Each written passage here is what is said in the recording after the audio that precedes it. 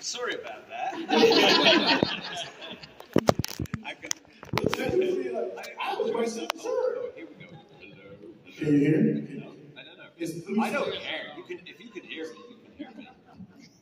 I'm in the theater, darling. Hey, there you go. The voice of God. I just sit here just because. You want to sit behind? You know, I feel the very same way. Like, when I do panels, I hate sitting behind the table. Me too. Because I like energy. So I like to feel the crowd and get rid of it. And somebody asking a stupid question, though, but they're yeah, walking in the door is like, yeah, I'm the person. What? Yeah. Come on in, guys. Yeah, I think they're polite. This is the polite members of our audience. That's right. Waiting. That's right. I mean, on time. Hi, guys. I didn't realize this, but these guys were here for me anyway, so I got us off to a rocking start. Hey, you got us to a positive start. Like I like improv. I like improv. Yeah. So, for those people that don't know you, can you introduce yourself? My name is Julian Richings. Hello. It's so nice to be here. Oh, is this like pause? Oh, there's my friend. Hello. Phyllis was looking for you. Okay. There she is.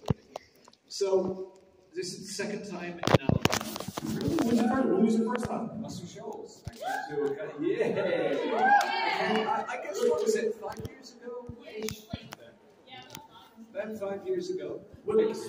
So what did you experience at Muscle Shoals? Wow, I made some friends. I made a lot of friends, actually. It's the first time I've ever had that sort of southern hospitality. I'm from the north. I'm from way north. I live in Canada. I'm from Britain originally. You probably tell from my accent, but I've lived in Canada for 40 years now. Wow. So I'm used to the cold, and people's approach to you is being very different. It's like everybody wears layers, and everybody's like a little bit more formal, I think. Whereas when I came to Muscle Shoals, I was just blown away by everybody's warmth. What part of Canada? I'm in Toronto. Okay. Well, the reason that I'm in Toronto is sort of like a couple of reasons. I came on tour with a theatre company from the UK in about 1980. Okay. And I toured around with that show, went to New York, went to Chicago, went to the obvious places with that theatre show. And then I also went to Toronto, Canada. And I really like Toronto because I like New York and Chicago, obviously, but Toronto was kind of like the scrappy little brother that didn't quite know what it was, but had lots of energy. So a Blue Jays fan, Blue Jays, yeah. Absolutely. Toronto Maple Leafs hockey team, yeah. And arts and culture, they weren't as much stuff there. There wasn't like a Canadian movie industry, but they did a lot of episodics for US TV. They did a lot of detective shows. And they were just beginning to find their own voice, just beginning to have a sense of, and I thought, well, this is kind of like me. This is like when I was in my mid-20s, that's how I felt, and I felt at home there, and I met my wife. Oh, that'll do it. I did the same thing. I wanted to be in Birmingham. I'm from Boston, Massachusetts, actually. Oh, yeah, okay. Yeah. And you came down to Birmingham? When I was younger, my dad worked at Harvard. And then we moved to Atlanta to work at the CDC, and then we got to, Montgomery, and then I came to Birmingham. But in the midst of all that, I wanted to go back home, but my wife said it's too cold. So I said, okay, so you have to say to me, how do you say that? Birmingham. Birmingham. Yeah, Birmingham. Birmingham. Yeah, that's what it is. I do this a lot. It's funny. I can switch my accent because I have to, right? Because I got a British accent, I've got a bit of Canadian in there, and then I'll do a show where I'm supposed to get rid of all that stuff. But occasionally I come across a town like Birmingham. And it's like, spot the Brit. When I do things like lorry, or there's a few of them. What is it? Oh, beer. Beer. Yeah. In Canada, they say beer. We say beer. How do you say it? Beer. Now, you see, there's a few. I and it's like it's an alarm bell going off, and then if I'm on a film set and I'm saying my lines, and I think, oh, that was good, you know, that felt good, and then I'll hear a rustle of papers, and then there's that sort of like a hushed conversation, and then the script editor is looking at the producer, who's looking at the dialect coach and going, don't like that word, you know, got to do it all over again. And you know what it is when you're listening to yourself say a particular word in a particular way, you know you're going to screw up the entire take because you're so worried about saying it the right way. Anyway, that's my story. That's my excuse for my bad performances. So tell me, what are you most famous for? The series Supernatural. Yeah. So I've been a professional actor since 77. So what's that? Nearly 50 years, 45, nearly 50 years. Yeah. And I've done theater, and I've done film, and I've done voice, and I've done all the different stuff. And I like acting. I'm an actor. I'm a professional actor, and I've sort of got categorized as this interesting or weird-looking guy that plays a lot of different characters. And I'm fine with that.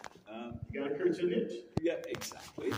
But also, it means that I've done an awful lot of different shows, often that nobody sees, and you work out and you do something and you feel really proud of it, and then, did you see so-and-so? No one's seen it, no one's seen it. And then I just did, I think it was 2 days on the first episode that I was in on Supernatural. Yeah. And then it got shown, and suddenly I became known as the supernatural actor, Julian Richings, which is kind of like new for me because I was so used to going from thing to thing to thing to thing. So most of my resume now is kind of hooked together with the idea of supernatural, and I'm fine with that. But there's a bunch of other stuff that I continue to do, and it's kind of good because even though I'm known mainly for supernatural, some actors are kind of stuck in being a particular character. At least I have the flexibility to, like I'm in Umbrella Academy, and I'm in a bunch of sort of like goofy independent movies, horror movies and stuff. So I'm happy. Yeah. So how was your experience on set of Supernatural when you got a chance to? It was fun. The first thing that I have to say is, because everybody's in love with Jensen and Jared. They're so cute. Yeah. And everybody wants to hear a story about, what was it like working with them? They want to hear how cute they were, or how they pranked me. That was the other one. Did you get any pranks? And because I keep hearing these stories about how they used to do stuff to the actors. No, they didn't. They didn't do it with me. And my reason, I've figured it out, they're scared of me. That's what it is. But the reality is, I think honestly, every scene that I'm in with those guys, mainly with Jared, with the character of Dean, with Jensen, with the character of Dean, everything that involves food. And it's become this funny thing, it's like, oh, it's death. What's he going to be eating in this episode? And it's a lot of fun, but it's actually very technically challenging because when you film it, you have to keep tabs on when you put the pizza in your mouth, when you chew it, when you swallow, because it's okay the first time, but it's never one take, right? There's like 100 takes from different angles, and you have to make sure that you reproduce that. Can I just ask a little small question for that? Yeah. So if you were eating like the pizza, right? Yeah. Did they have to put a new slice in front of you every time? Or you had the same thing? Like, exactly. You would have to eat so if you take a bite of the pizza and you put it down, is it the same pizza you're still eating, or they put a brand new slice of pizza in front of you? They put a brand new one. So how many pizzas? Were you tired of pizza after that? Oh, I was sick of pizza. And the funny thing was, you guys know the opening sequence with the fantastic opening sequence. Yes. And I had no idea what it was about, really, because don't forget, when you're filming it, they say, okay, get out the car, step outside. Okay, cut. All right, go back in. Get out the car. Now we're going to look at your cane. Okay, cut. And then, now we'd like you slamming the door. Okay, you do that, and then you walk down the street. So it was all broken up So lots and lots of little bits. And of course I didn't hear that amazing song,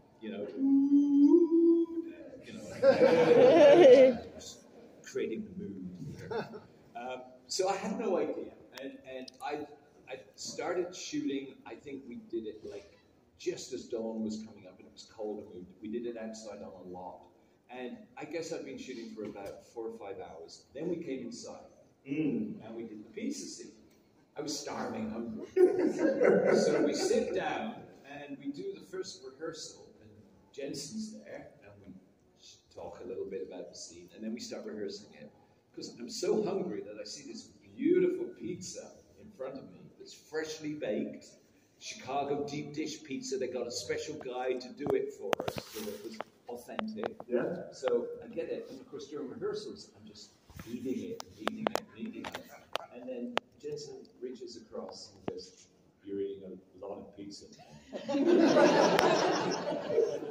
Oh yeah, part of it's nervousness, but part of it also is the fact that he knows that take 123, there is no way that I'm going to be able to keep eating like this. So thank God he told me at that point. So I limited it a little bit. But even then, when we did that scene, what you don't know, it looks like I'm really enjoying my pizza, and then Jensen is very strategically not eating because he doesn't have to. But me, I'm sort of eating it, and then cut.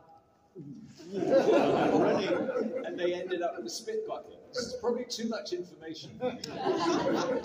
So yeah, so it's very strategic. Anyway, long story, but scenes with food are very technical, and they require everybody's concentration because you can't get it wrong. Otherwise, you cut it together, and it just like suddenly there's 3 bites out of the pizza rather than 2 bites out of the pizza, right? And you've got it all mixed up.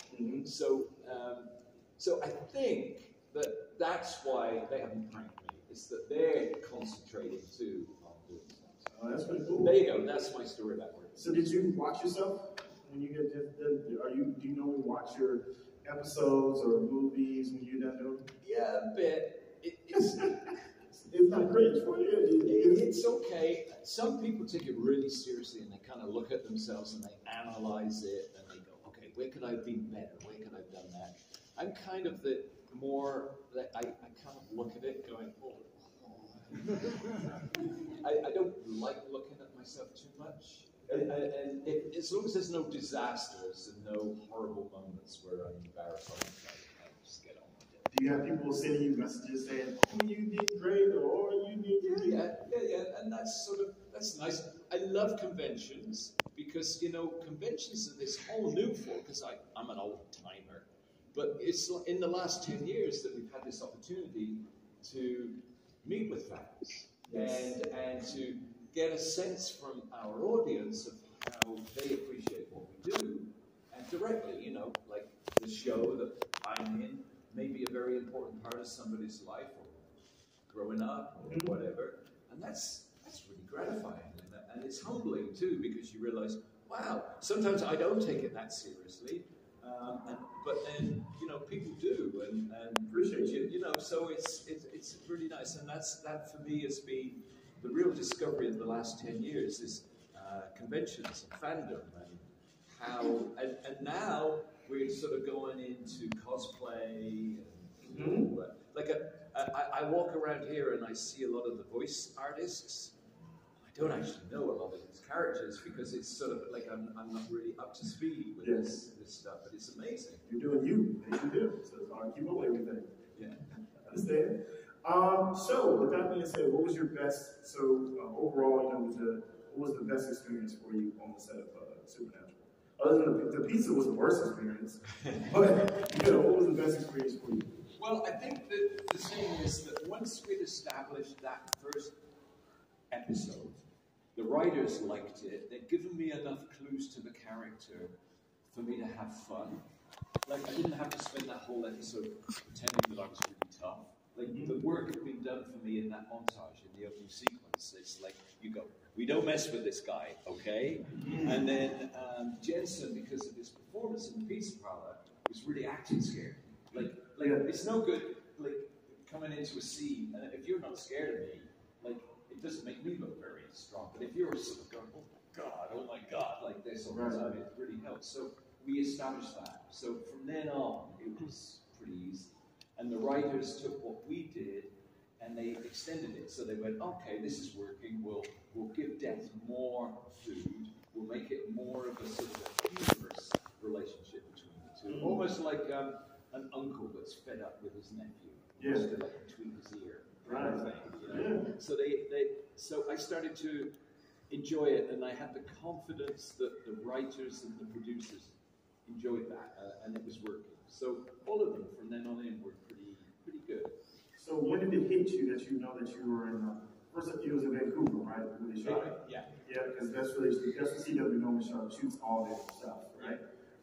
So when did it hit you that you realized that you were on an iconic TV show? When I started to walk down the street, people go, "Hey, Death!" Like I live in Toronto, which is a pretty urban city, right? So you walk around a lot. You go into the local store, variety store and stuff.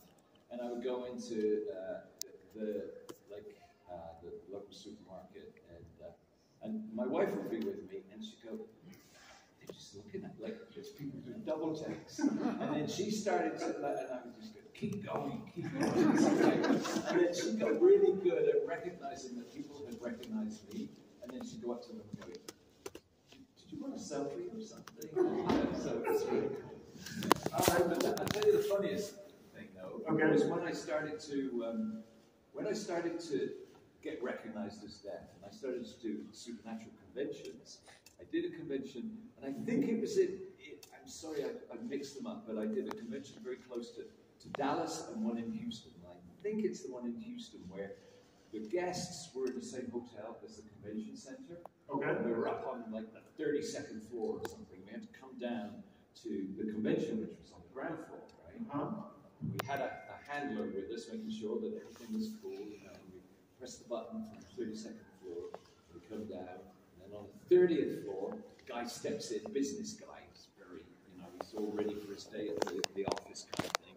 He's looking at his phone, he's very serious, nods. And then we go down, to about the 15th floor, and then the doors open, and there's a bunch of, they're obviously supernatural fans, right? Supernatural t-shirts and stuff, and they take one look at me and they go, "Ah!" like this. And then the door's shut. And this guy that's on his phone is going,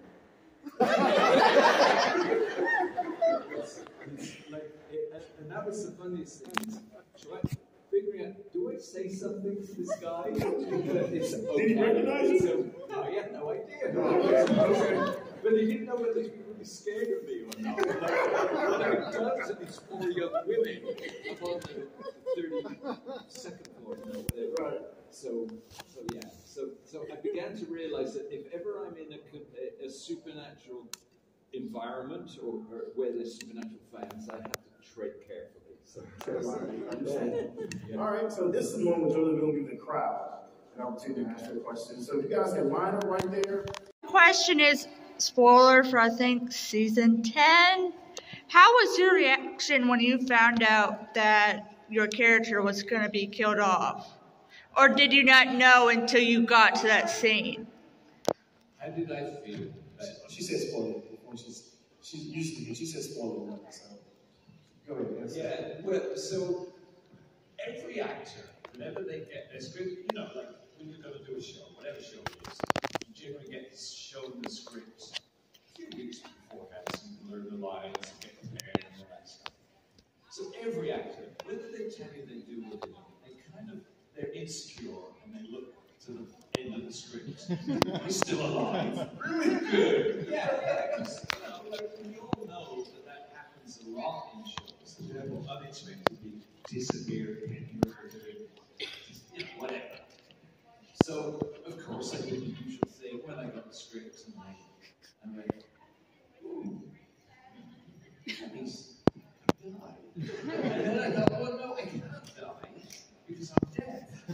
So I kept going further and further and further, and I was thinking, well, no, I do die. Anyway, so that was kind of my first response. And I talked through a little bit about this and all that stuff. And yeah, of course, one is disappointed when your character goes from a show that you really love. But at the same time, I had sort of no problem with it because I thought, well, it's only in Supernatural, in a universe like this, that you can have writers that are so kind of ahead of the game and imaginative that we go, okay, so we've got death, this old white line, and it represents the old establishment, the old order, and we need to mix it up. And they mixed it up. Who becomes the next agent of death? Not exactly death, but another agent. It's Billy, who's a very elegant black woman. And I'm going, well, that's kind of cool, because the whole point being that death isn't embodied by one traditional view of what it is. It's kind of a multifunctional thing, and that it's like a cycle, and we're all part of it. And I thought, well, that's kind of cool, and it created the best line ever, which is, I think I just killed death, which I thought was one of the greatest lines ever. That Jim just said, and I kind of agree with him, where it's like you go, wait a minute, that doesn't make sense, but it doesn't, you know. So it's, I sort of ambivalent about it. I'm disappointed, but I get this one. And also, who was your favorite actor on set to work with and why? Well, I don't really have a favorite. I worked with Jensen mostly because most of my scenes were with him, and I really got on well with him and enjoyed it a lot. So let's say Jensen, but like all of them. And actually, I've got to meet all the actors over the years. We've been doing conventions together. And the funny thing is that it's only by doing conventions that you actually meet your fellow actors, because you don't actually see them in the process of shooting the show. You just do your own scene. So I really feel proud to be part of that community. All right, thank you. Like, excuse me, sort of like, you know, like one of those words where you go, you don't know if he's being threatening or being polite. All right. Like you're in the hotel and you're standing there and you go, excuse me. Okay. Do you know what I mean? Yes. Yeah. So I think it would be one of those things, right? Rather than sort of a bit of wisdom or something. And it would get everybody going. What's he going to say next? What? And it sort of sounds polite, but it's not. Gotcha. Yeah. Go ahead. Sorry, I didn't mean to take your time.